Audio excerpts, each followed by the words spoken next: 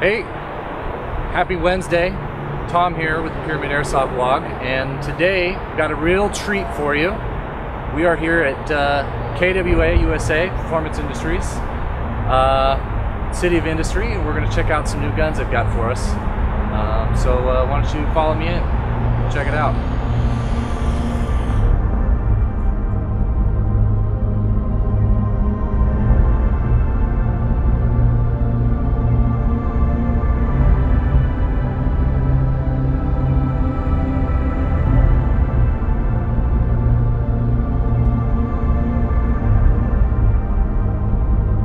So here we have Mike from KWA. He's going to give us the lowdown. Michael, great to see you. And he's got some new guns for us, so have a seat. So Mike, tell us what you got here. Well, we got some different products here, one of which we already offer. 3 of the other products we don't, not yet anyway.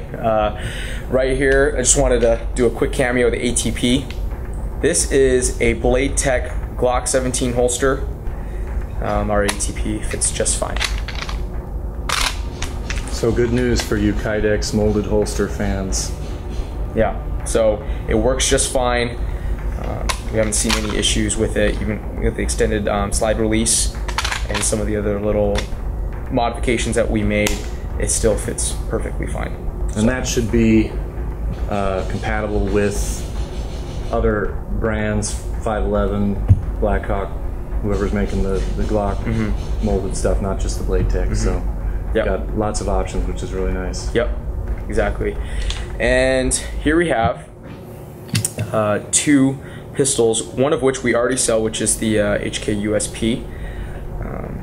Now, what we were able to do was basically come out with the product, the HK45. Now, this is HK's newest pistol, and what we decided to do was work with Umarex as a manufacturing partner to make the airsoft version of the HK45. Now, there's a lot of subtle little differences between these pistols. However, a lot of it has to do with ergonomics. HK45 has exchangeable backstrap, unlike the USP. It has a Picatinny rail, so you can mount whatever lights that you already own, lasers, vertical grip, whatever you want to put on there, grenade launchers. I'm totally kidding. But you know, the options are there. It's nice to have the option. Exactly. So what's nice about this though, since it's more ergonomic, for left hand and right hand shooters, you can actually engage the slide lock not only from the left side of the pistol, but also the right side. Just like the real pistol, it also has extended magazine release paddles. On the standard USP, they are a little bit smaller, and if you're wearing gloves, it might be more difficult for you to engage them, especially when you're wearing bigger winter gloves. What's nice about the HK45, these paddles are much larger, so whether you have thick gloves or thin gloves, you can engage them. You can engage it pretty easily. The safety is also cut in a way where it's a little bit easier for you to do a thumbs high style shooting. Just like the real thing, it also has the O-ring that fits around the barrel. However, ours fell off or something. So, but when it actually ships with the actual production version, it will have it. The sights are also made to have less snag. On the USP, these sights, imagine you're drawing it, it gets caught in a piece of gear, your pistol's stuck on you. What's nice about the HK45 is there's no snag. So just these subtle little things we decided to include in the pistol just to make it a little more realistic as well.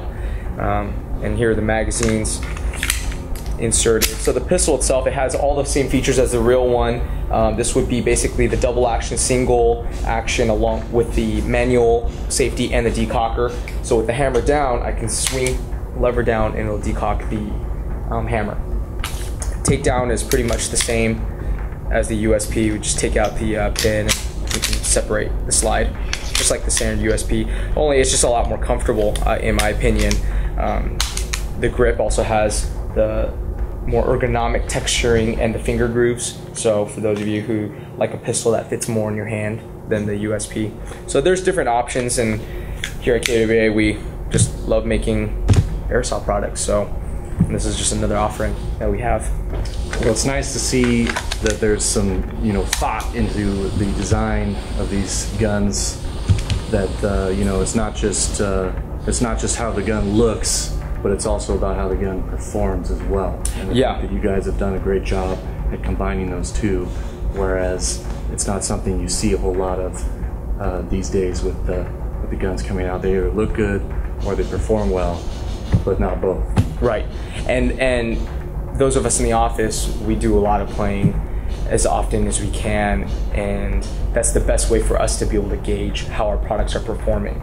If they're not doing well, we can immediately communicate with our designers and engineers and tell them, this needs some improvement, this works really well, and that's why we do that's what really helps our products improve. We take as much feedback as possible, give it over to the factory, and they immediately make the whatever changes that are necessary. So in here we have the ERG. Tell us about this. We wanted, just for fun, throw on some Magpul furniture, and basically it looks like your run-of-the-mill M4. However, when you fire it, not like that, there we go, it does a little shaking. So what inside is what we call the kinetic feedback system, and basically with each shot that's fired, the rifle will simulate recoil, which is nice if you are in a position where you cannot easily acquire green gas for a gas blowback rifle, which, just for a plug for the LM4, we are still working with the ATF to release a US law compliant version. Although Asia, it does have some models available. We will have that model available shortly for the US market. So we're not trying to delay it. We're just making sure we're working well within US laws. Playing by the rules, huh? Yes, yes. That's always advisable. Absolutely. So what's nice about the ERG is it gives you very similar a very similar training experience as you would get with a gas blowback rifle. However, with batteries, it's more convenient. You can just plug it into a wall, charge the battery, and you can continue to use it. Unfortunately, with gas blowback products, there are some shortcomings. They're very realistic for training.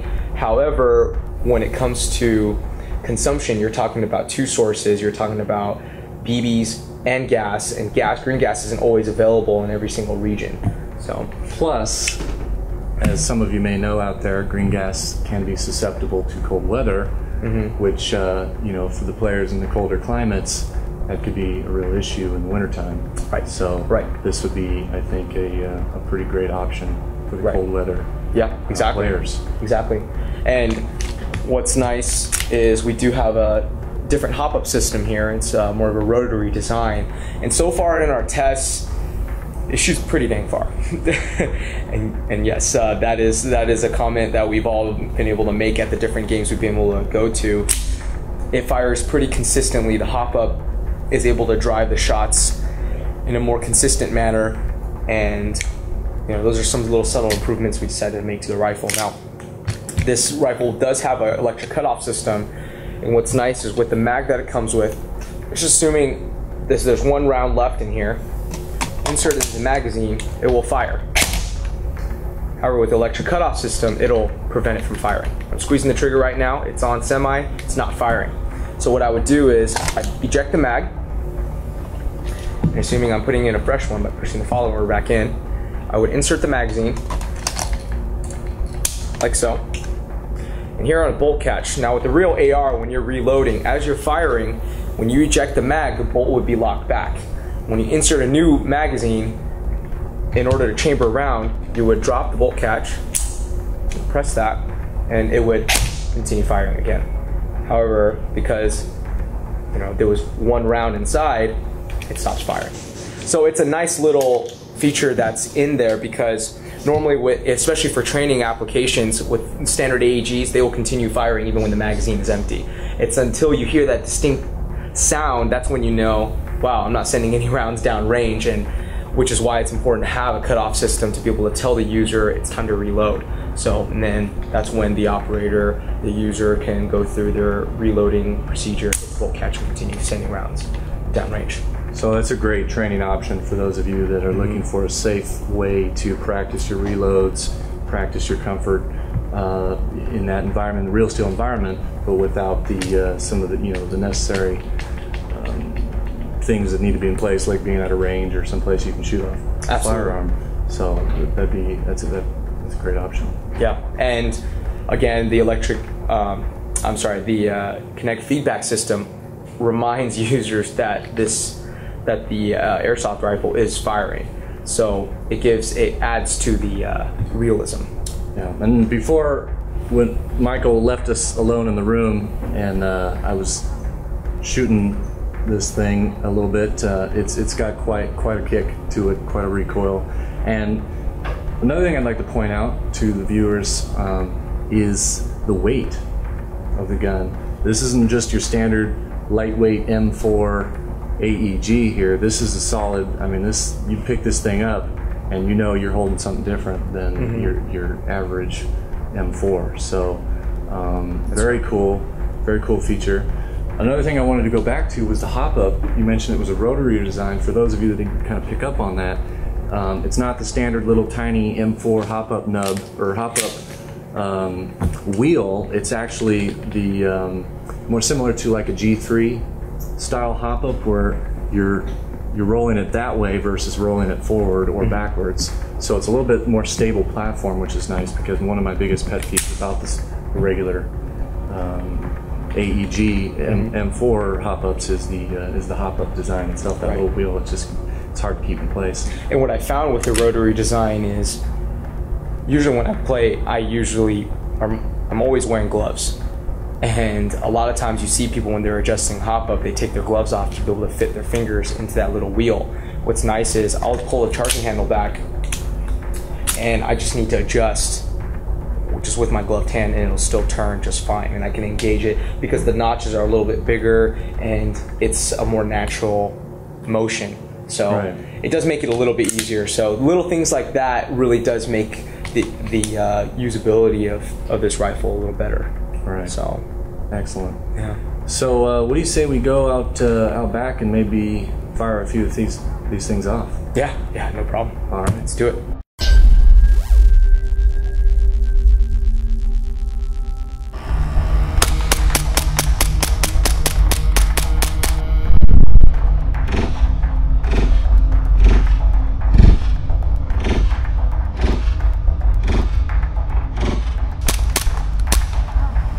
Alright, so now we've got the KWA RM4A1, it's the ERG, the kinetic feedback system in it. We'll see what this thing can do.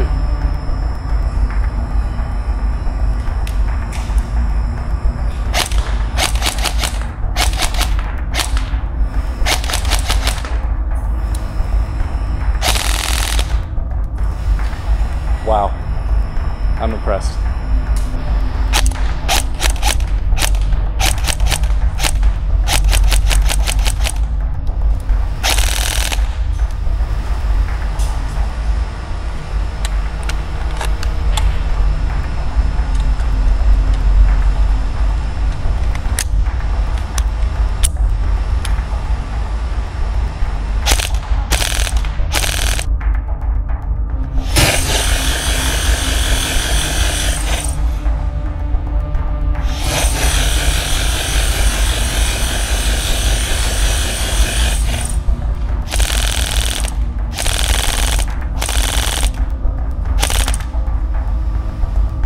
Alright, so just to demonstrate the versatility of the magazine options you have here with the ERG, we've got the standard 30 round ERG magazine that will allow the bolt to lock back.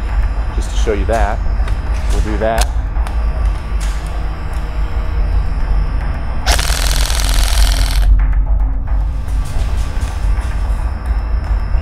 Alright, so that locks the bolt back. You can see right here, the bolt is locked back. Now what we'll do is pop in a mid cap, just a standard mid cap, 120 rounds. This is actually the Magpul EMAG style. I know a lot of you like that style of mag. So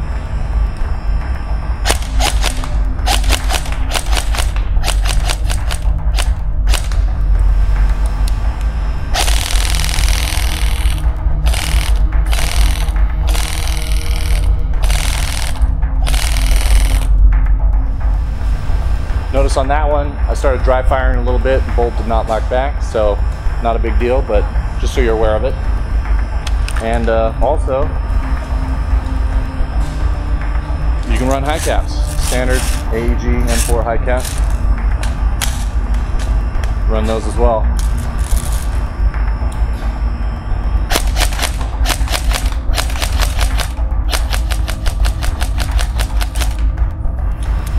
So there you have it. One thing I'd also point out is per the manufacturer, they do recommend the 11.1 volt battery LiPo. So that's what we're running in here right now. That's why we're getting that nice rate of fire. So thanks for watching.